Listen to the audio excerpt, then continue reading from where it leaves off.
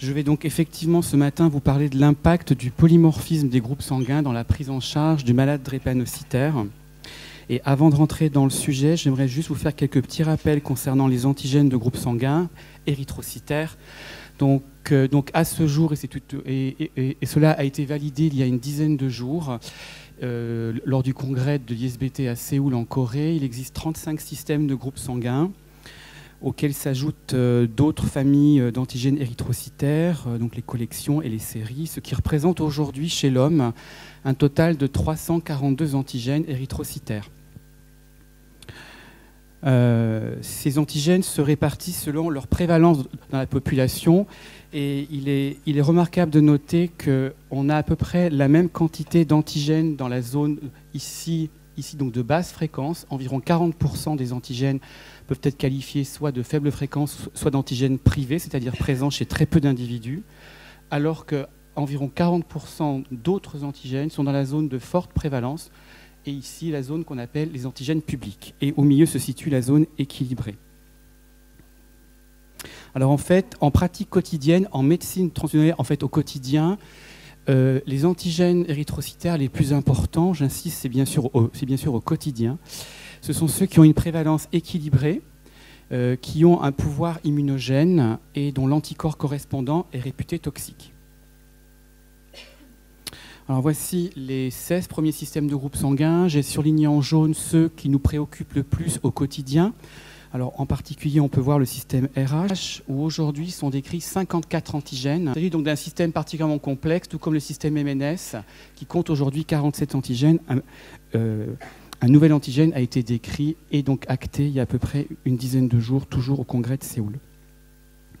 La suite des systèmes de groupes sanguins, je ne vais pas rentrer dans les détails, je n'en ai pas le temps. Et voici donc les deux petits derniers qui ont été validés donc au congrès de Séoul, le système VEL et le système CD59.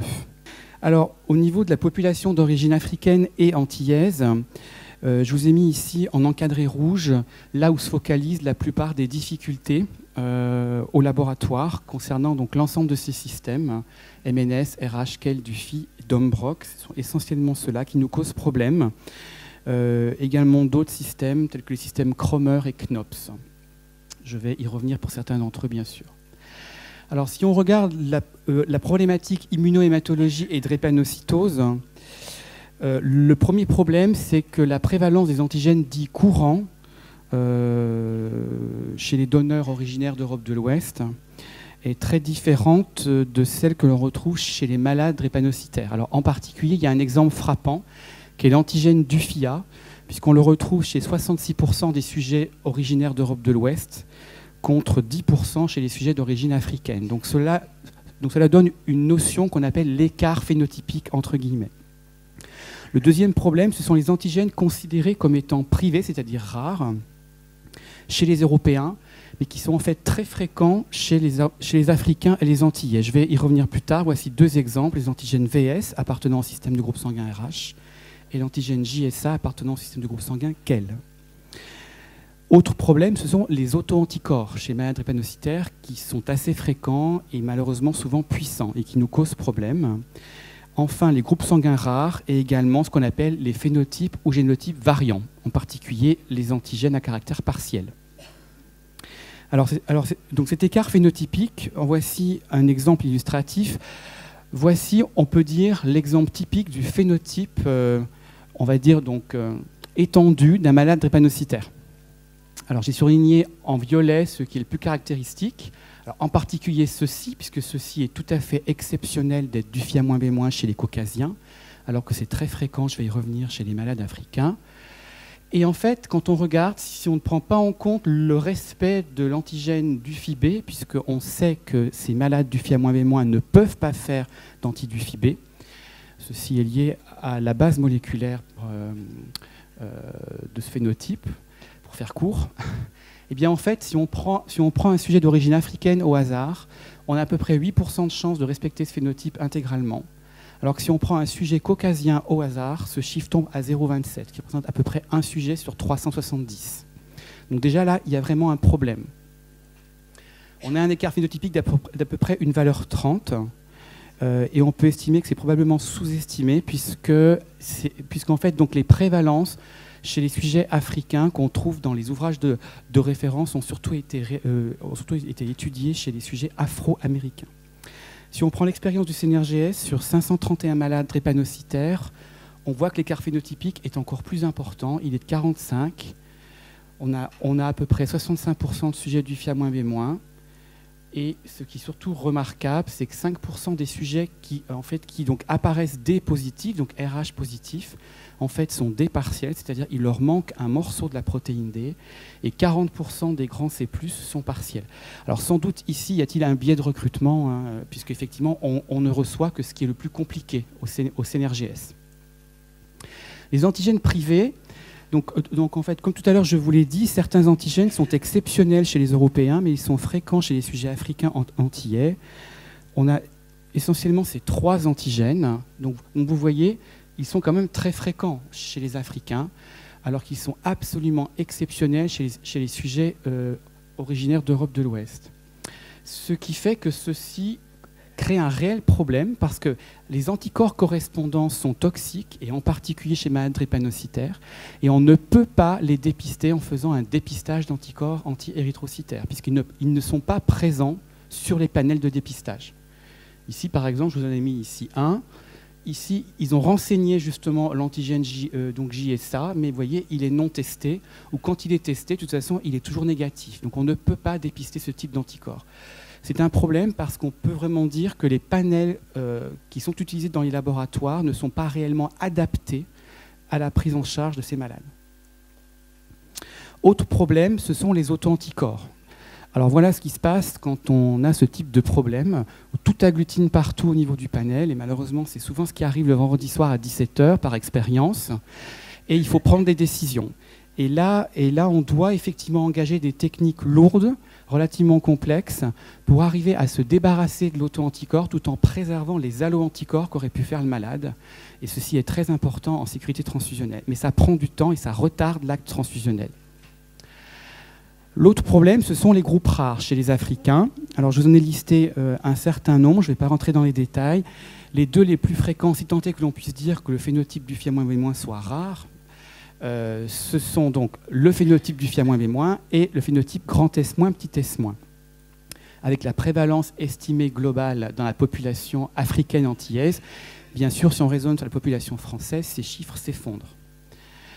Vous avez ici le nombre de sujets qui sont répertoriés dans le registre national de référence, qui est maintenu par le CNRGS, et le nombre de concentrés érythrocytaires congelés à la Banque de sang rare nationale, qui est à l'EFS, à Créteil-Henri-Mondor. Alors vous voyez, on peut dire que pour certains, ça va à peu près, quoiqu'ici, il faut faire attention à ces chiffres, parce que certains de ces culots ont des marqueurs positifs, comme le palu. On peut déroger pour le sang rare, mais bien sûr, il faut avoir un consentement de toutes les équipes et de tous les acteurs si on venait à les utiliser. Mais malheureusement, parfois, on n'a pas trop le choix. Et en revanche, vous voyez par contre que pour certains phénotypes rares, on n'a rien du tout. Donc c'est un vrai problème. Donc 0, 0. Voilà. Et on a beau stimuler ces gens, ils ne se présentent pas. Alors pourquoi tous ces phénotypes rares? Eh bien, ceci est lié à l'histoire, on va dire, en fait, de la France et des mouvements de population. Le phénotype du FIA-B-, c'est un gradient nord-sud. On peut atteindre jusqu'à 100% de phénotype du FIA-B- au niveau de l'Afrique équatoriale. On a également donc, tous ces phénotypes rares ici, essentiellement au niveau de l'Afrique équatoriale.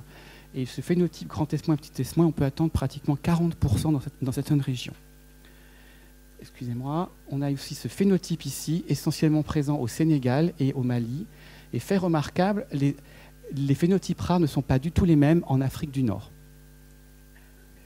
Le problème est le même, si je puis dire, dans les dom-toms. Je ne vais pas insister, j'en ai pas trop le temps. Voici donc les phénotypes qui sont essentiellement retrouvés dans la population d'origine africaine et antillaise dans les départements et territoires d'outre-mer. Le phénotype du FIA-B-, il cause problème, puisqu'il est très fréquent chez les sujets africains. Et ces malades peuvent s'immuniser et faire soit un anti du FIA, mais de manière beaucoup plus ennuyeuse, un anti-public dans le système du FI, qui est l'anti-FI3, ou une variante qui est l'anti-FI5. Ça revient au même, il faut transfuser en du FIA-B-. Et ces anticorps, ils peuvent être dangereux. Les malades du FIA-B- ont commencé à faire un anti du FIA c'est un mauvais signe puisqu'ils vont certainement développer l'antipublic qui est l'anti-Phi 3 ou l'anti-Phi 5. Alors ça c'est juste pour vous donner un ordre d'idée. En France, voici le nombre de malades répertoriés du Phi1-B- avec un anti-Phi 3, donc 109 malades, un anti-Phi 5, ce qui revient au même en pratique, 26, et 114 malades avec un anti du Phi A. Et tous ces malades sont répertoriés au sein du registre national. L'autre phénotype rare qui cause un réel problème, c'est le phénotype grand S-, petit s-. Ces antigènes sont portés par la glycophorine B et bon, je ne vais pas rentrer dans les détails, mais il existe deux types de sujets grand S-, petit s-, ce qu'on appelle de manière triviale les vrais U-, donc les grand S-, petit s-, U- qui n'ont pas du tout de glycophorine B, et ceux qui en ont un tout petit peu, mais qui n'est pas normal. Et ces deux types de sujets peuvent faire un anti-U. Et ils ne sont pas compatibles entre eux, c'est-à-dire qu'on ne peut pas donner de sang U plus var à quelqu'un qui est U-. Juste pour vous donner un ordre d'idée de l'activité sang rare en France, au cours des 5 dernières années, on a autorisé la délivrance de 1200 culots rares, dont à peu près 5% à l'étranger, et on a de plus en plus de demandes pour des malades drépanocytaires en Europe. Je parle surtout de l'Allemagne, de la Suisse, de l'Autriche, de la Suède. On est de plus en plus sollicités. Et fait remarquable, sur cette période, environ 40% des produits ont été délivrés à des malades d'origine africaine et la quasi-totalité sont des malades drépanocytaires. Donc c'est un vrai problème et ce chiffre a beaucoup augmenté. La rareté la plus tendue est le groupe sanguin grand S-, petit s-. Alors juste quelques petits cas très rapides. Voici un cas d'un patient drépanocytaire avec un fort risque hémorragique dû à une intervention chirurgicale. Et là, le problème, c'est qu'il a un phénotype qui sort réellement du commun. Il est M négatif et petit s négatif, ce qui n'est pas du tout fréquent pour un malade africain. Et il a fait ces 3 anticorps, plus l'anti-M et l'anti-petit s. Et là, on resserre l'entonnoir de manière drastique et on se retrouve seulement avec 4 donneurs compatibles répertoriés en France. Deuxième cas, une patiente qui a ce phénotype-là, bon ça c'est le phénotype typique, sauf qu'elle a un groupe rare qui est grand S-, petit s-, U plus var, elle a fait l'anti-U, elle a fait un anti-JKA, et le problème c'est qu'il y a très peu de donneurs JKA- chez les Africains, c'est 8%, et elle a fait un anti-D parce qu'il se trouve qu'elle est D partielle, donc on est contraint de la transfuser en D négatif. Et là on avait un seul donneur répertorié en France. Troisième cas qui est très illustratif, c'est le cas d'une patiente canadienne qui était donc au Québec, en crise avec une hémoglobine à 45 grammes par litre, et nous avons identifié 11 allo-anticorps, dont un antipublic qui est un anti-Phi 3, et nous avons pu autoriser l'expédition de 2 culots depuis la banque de sang rare. Alors, quelles sont les perspectives à court terme? C'est le génotypage, bien sûr. Alors, il est déjà réalisé, hein, la biologie moléculaire, mais cette fois-ci de le faire à beaucoup plus grande échelle, à la fois chez les donneurs et chez les patients. Chez les donneurs, c'est encore tôt, on manque d'automatisation, hein, c'est clair, mais il y a beaucoup de gens qui y travaillent. Chez les malades, l'idée serait d'abord de prioriser ceux qui sont déjà immunisés, parce qu'on ne pourrait sans doute pas le faire chez tout le monde, ça a un coût encore important, ou ceux qui sont vraiment transfusion dépendants. Et on pourrait alors imaginer faire à la fois un génotypage classique et également étudier les gènes RHD et RHCE qui sont sujets à un très grand polymorphisme et avec des variants. Alors on travaille nous au CNRGS avec ce type de plateforme, hein, qui sont donc des puces à ADN en routine, que ce soit pour pouvoir donc dépister les groupes rares, ceux-ci en jaune, ce sont tous des groupes rares africains, ou éventuellement d'autres variants, en particulier les variants du gène RHCE. Ce qui est en jaune correspond à des variants retrouvés dans la population africaine. Et donc c'est un très bon système pour pouvoir dépister. Alors, une équipe américaine a publié dans Blood l'an dernier l'utilisation de ces puces à ADN en routine dans une cohorte de 226 patients drépanocytaires. Et ils ont trouvé un certain nombre de variants et ils estiment que ça peut avoir vraiment un impact en termes de prise en charge et d'optimisation de la transfusion de ces malades. Autre piste, sans aucun doute, le séquençage haut débit. On nourrit de grands espoirs. Il y a encore pas mal de mises au point à faire, mais on espère que ça va pouvoir nous aider donc par rapport à la prise en charge de ces malades en séquençant de manière systématique, en particulier les gènes RHD, RHCE et le gène glycophorine B. Ce n'est pas gagné en raison du haut degré d'homologie de ces gènes. Les perspectives à moyen long terme, On peut penser que ce sera les globules rouges de culture, essentiellement avec la technologie des cellules souches humaines pluripotentes induites. Juste pour terminer, je ne vais pas du tout insister là-dessus. Hein. La technique consiste à donc dédifférencier une cellule telle qu'un fibroblaste, donc par le génie génétique, et à reprogrammer et à la dédifférencier en cellules souches donc pluripotentes et à la reprogrammer en globules rouges, vers le globule rouge. Alors, on s'est amusé, entre guillemets, à calculer. Au cours des 15 dernières années en France, on a pu montrer qu'un seul donneur qui aurait ce phénotype aurait pu répondre à 73% donc, des besoins des malades drépanocytaires relevant du circuit sang rare, ce qui est tout à fait conséquent. Alors, on n'a malheureusement pas encore trouvé l'heureux élu. On a un donneur qui respecte presque tout, sauf le M, LJ et SA. Donc, de toute façon, ce donneur-là, il existe très certainement. Il faudra faire appel à la collaboration internationale. Ce qu'on espère surtout, ce sont donc les phénotypes nuls. C'est-à-dire que si on arrivait à cultiver des hématies RH nuls, par exemple, d'un sujet O, on pourrait virtuellement transfuser ce sang à l'ensemble de ces groupes rares dans le système RH. Donc on pourrait se prêter peut-être à rêver avec des bioréacteurs, avec des poches O, RH nul, U-, quel nul pour le JSB-, etc. En conclusion, l'immunohématologie du malade drépanocytaire, elle est complexe et tout à fait particulière. Et il faut toujours garder en tête que le délai de résolution de ces cas est parfois important, voire très long. Et ceci doit être pris en compte dans la prise en charge et l'anticipation de la prise en charge du malade.